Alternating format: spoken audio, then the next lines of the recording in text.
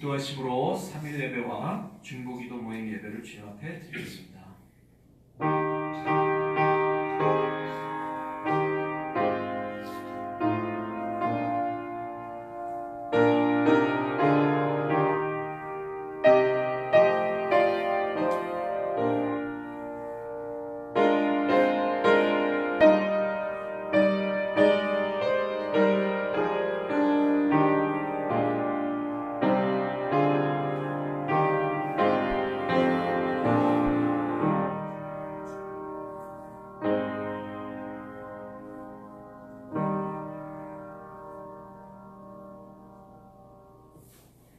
공의를 펴시는 하나님 아버지 감사드립니다. 이렇게 추운 날씨에도 저희를 주님의 전으로 향하게 하여 주시고 저희의 마음이 길가에 뿌려진 그런 씨앗과 같은 나무, 또 돌짝 같은 그런 마음, 또 가시밭길 같은 그런 마음이라면 주님 이 시간 옥토의 마음으로 변하게 하여 주시고 주님 앞에 30배, 60배, 100배의 열매를 맺어드리는 귀한 마음 되게 하여 주시옵소서. 그러기 위하여 주님 저희의 죄를 회개합니다. 주님 저희의 의를 사람들에게 보이고자 했던 그런 얄팍한 그런 동기들 주님 불쌍히 여겨주시고 저희 이 모임을 통해서 주님 앞에 철저히 회개하고 저희의 죄를 미워하는 그런 마음가짐 되게 하여 주시옵소서. 감사드렸고 예수님의 이름으로 기도했습니다. 아멘. 찬송가 458장을 부르시겠습니다. 주의 친절한 팔에 넘기세.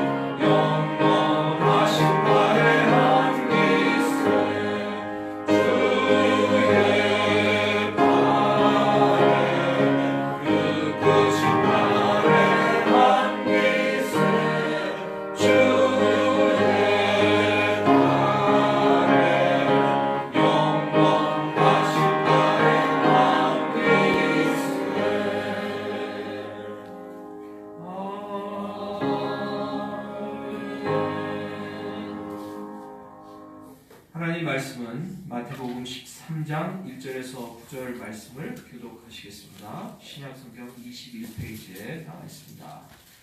마태복음 13장 1절에서 9절 말씀을 교독하시겠습니다.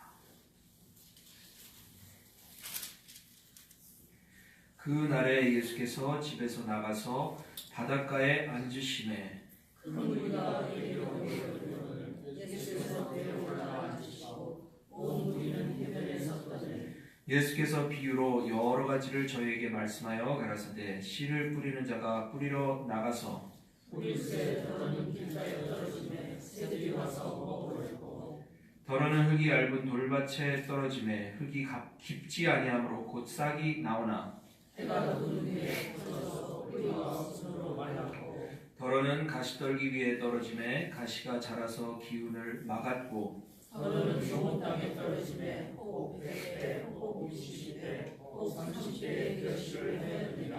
다 같이 읽겠습니다. 귀 있는 자는 들으라 하시니라. 아멘. 오늘 본문 말씀 마태복음 13장 1절에서 52절까지 이제 7가지 비유에 대해서 예수님께서 말씀해 주셨습니다. 마태복음은 아시다시피 유대인들을 독자로 이제 쓰여진 그런 말씀이기 때문에 유대인들이 책으로 이렇게 출판하지 않고 스크롤로 이렇게 말씀을 썼습니다. 그렇기 때문에 이렇게 예수님의 행적을 따로 놓고 예수님의 가르침 이렇게 뭉태기로 예를 들어서 5장에서 7절은 산상수훈 그리고 이제 두 번째 또 가르침의 뭉태기가 오늘 본문 13장에 나와 있습니다. 그래서 이제 스크롤을 피다 보면은 이제 가르침으로 이렇게 이제 나눠 놓았기 때문에 예수님의 다른 이제 복음서를 보면 행적 사이사이에 이렇게 비유가 적혀 있는데 오늘 본 말씀은 이렇게 비유 7가지를 한 장에 모아둔 것이 이제 마태복음의 이제 특이한 점이라고 볼 수 있습니다. 예수님께서는 비유를 통해서 하나님의 나라에 대해서 가르치셨습니다. 13장을 통해서 예수님의 복음에 대한 반응이 왜 이렇게 다른지 다양한지를 설명해 주시고 또한 하나님의 나라가 어떻게 점진적으로 성장하는지 그리고 우리가 어떠한 태도로 하나님의 나라를 추구해야 되는지를 가르쳐 주십니다. 이 비유라는 뜻, 파라볼레, 파라는 나란히 놓다라는 뜻입니다. 이제 영어로 평행, parallel이라는 단어 아시죠?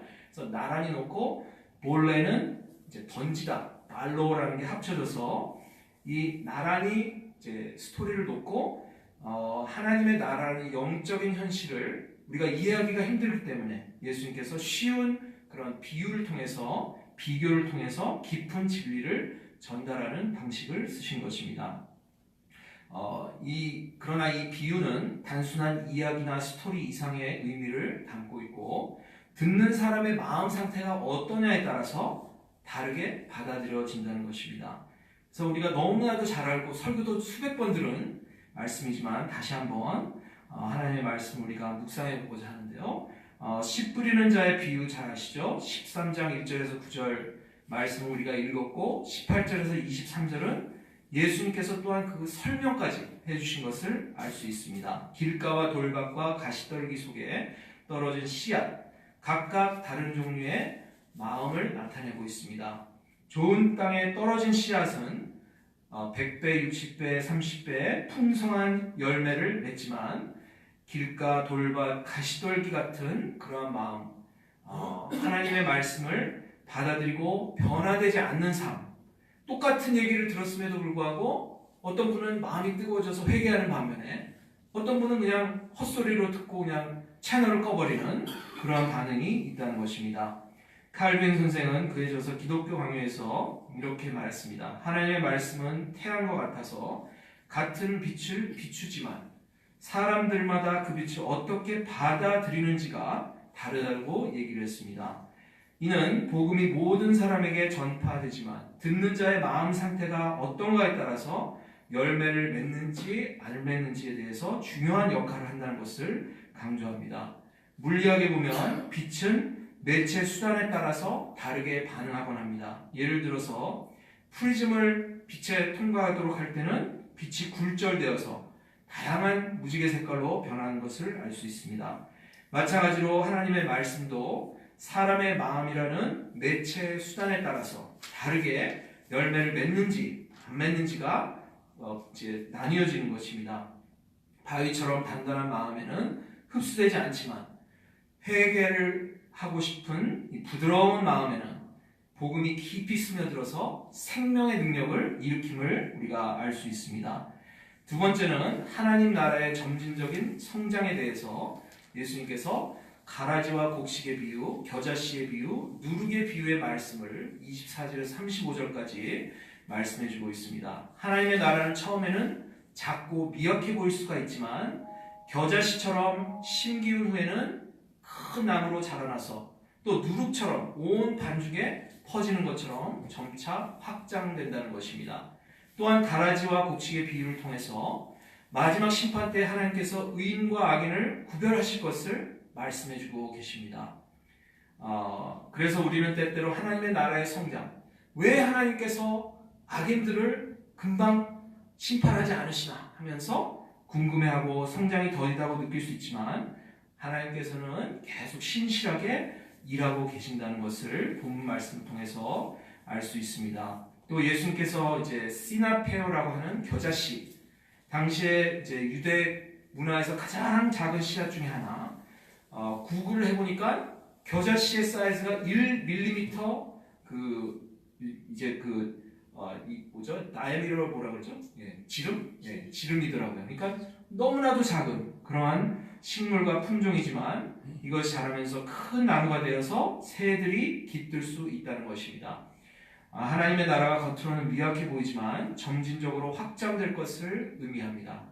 또 여기서 이제 우리가 새를 생각할 때 또 중요한 점이 있는데 한국 문화는 새에 대해서 어떤 그런 긍정적인 느낌이 있는지 부정적인 느낌인지 모르지만 성경에서는 새를 말할 때 좀 부정적인 모습이 많이 나옵니다.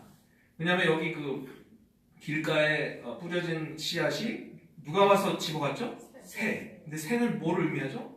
마귀. 그렇죠? 여기서도 그냥 얼핏 들으면 새들이 많이 쌓이는 그런 나무겠거니 하는데 부정적인 의미라는 것입니다. 그래서 이제 기독교 역사를 보더라도 그 주 3세기에 컨스탄티노플의 이제 황제가 이제 권력을 쥐므로써 Catacomb Cathedral이라는 표현을 많이 써요. Catacomb은 무덤에서 이제 숨은 공간에서 이제 첫 3세기 동안은 예배를 드리던 크리스천들이 이제 국가적 종교가 된 후로 말미암아 Cathedral, 큰 그런 성당을 지어놓고 말하자면 이제 카밍아웃을 한 거죠. 근데 국교가 되다 보니까 더 큰 타락이 버젓이 생기는 것입니다. 그래서 교황들의 그런 어떤 역사를 훑어보면 너무나도 끔찍한 타락이 많아요. 입에 담그지 못할 정도로. 그래서 이제 마틴 루터 시기에는 너무나 타락이 극심해서 그 복음까지도 변질되는, 그래서 면죄부를 돈 주고 사라고 하는 그런 데까지 이르게 된 것입니다. 그런데 하나님께서 금방 심판을 안 하시잖아요. 계속 가라지와 곡식을 세상 종말까지 그대로 놔두라고 하십니다. 왜냐? 하나님의 심판이 있을 것이기 때문에. 요새도 보면 피스 USA 목사님이 이제 말씀하셨지만 어떻게 교회에서 알라신을 기도하는 이맘이 설교를 할 수 있겠습니까? 그럼에도 불구하고 이 비유를 우리가 보면 심판날이 하나님이 얼마나 무서운 심판자로 그들을 심판하실지 우리는 두렵고 떨림으로 신앙생활을 해야 될 줄로 믿습니다. 요새도 보면 가짜가 얼마나 많은지, 그 테무라는 그 중국 웹사이트가 있지 않습니까? 근데 그 U자를 테무할 때 TEMU인데 그 U자가 러시아 알파벳으로 또 다른 게 있대요. 근데 눈으로 보기에는 그게 차이를 몰라요. 그런데 테무하고 찍으면 그 가짜 웹사이트로 가가지고 사기를 당한다는 것입니다. 그러니까 정말 조심하세요. 이게 미국 알파벳 U인지 이 스롤릭이라고 하는 러시아 알파벳 U인지 이게 헷갈리면 그냥 사기 당하는 거예요. 버젓이. 그러고 그냥 크레딧 카드 다 털리고 그런 사례가 많다고 합니다.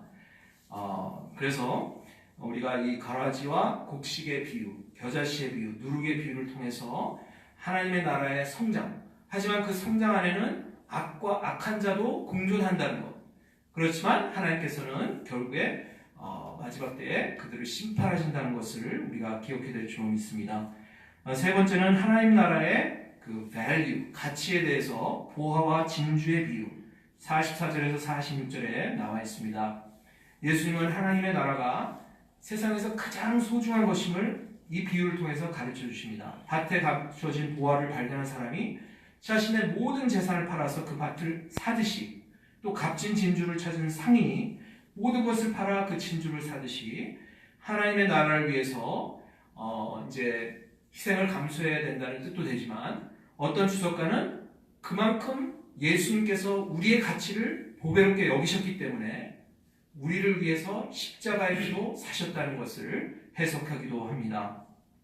2012년 영국에서 발견된 철기 시대의 보물 이야기가 있습니다.